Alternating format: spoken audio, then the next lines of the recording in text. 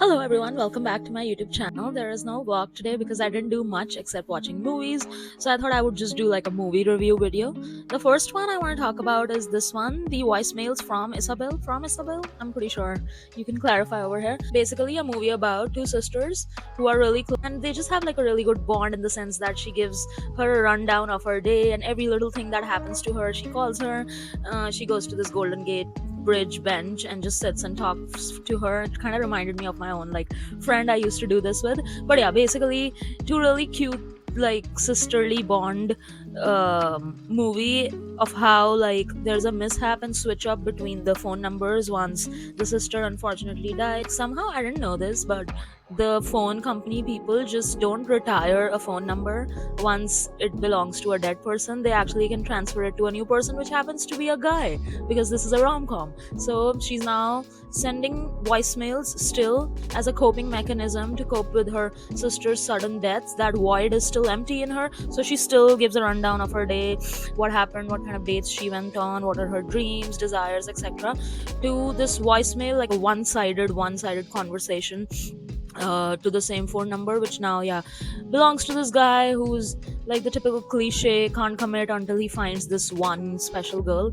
So yeah, then the love story unfolds, they kind of have a rift, and then they come together. It's really cute. I felt like Netflix recently has only been churning out like mysteries or thrillers or true crime documentary, which, not gonna lie, I do appreciate that, but there has been a shortage of really good rom-coms in today's world. And anytime I think about wanting to watch a rom-com, I go back to the whole young Drew Barrymore, young Seth Rogen era. But this one actually really delivered on that level. Yes, I think it did.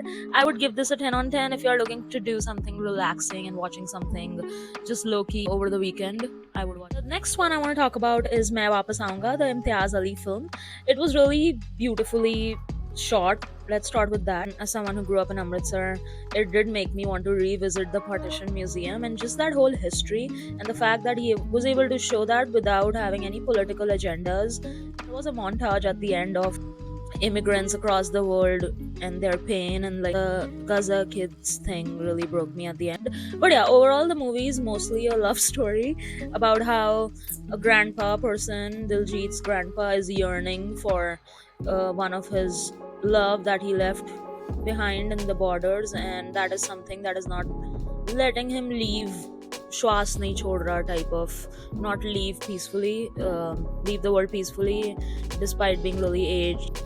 Like the whole body सांस नहीं छोड़ रही and सांस अटकी हुई है, and he needs closure from this one long lost sweet love from his youth before partition, and how that story unfolds, and the whole parallel of aaj ki generation versus the purana zamana love story thing. I'm kind of tired of that narrative. I also watched Cocktail, which I will review in 2 seconds, but the whole narrative of कि पुराना ज़माना कितना अच्छा था, आज की generation कैसी है, I'm tired of it. First of all, because no one listened to me when I used to advocate for that. I have had people literally tell me, why are you so hung up on this? So like hung up on someone who is like half a decade old. I have been told literally, why are you so hung up on this, as a practical advice, and also like a let's shut this conversation down from the person himself. So I would say ये होता तो है नहीं, फिर इसको glorify करने की क्या जरूरत है. And the whole thing also about waiting, like waiting before getting physical kind of discourse also got reopened after this movie. I don't know about that either, because again, when I advocate for that, I'm seen as a prude, and the guys who actually want that have other kind of red flags also. So yeah, I've never been a fan of this Purana Zamana versus New Zamana. And who knows, like this whole Main Wapas Aunga also had like a scene where they had like one guilty make-out session in the khet. We don't know if there was more to that. We were not there, so there's no way to prove that people actually abstained for a long time in a relationship. And back then also the rishtas and the mohabbat wasn't happening based on the wealth discrepancy, caste and stuff, and religion. I refuse to believe that.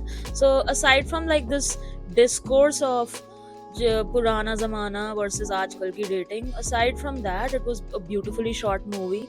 My favorite scene was actually, so when he eventually gets to meet, no spoilers, meet his long lost love.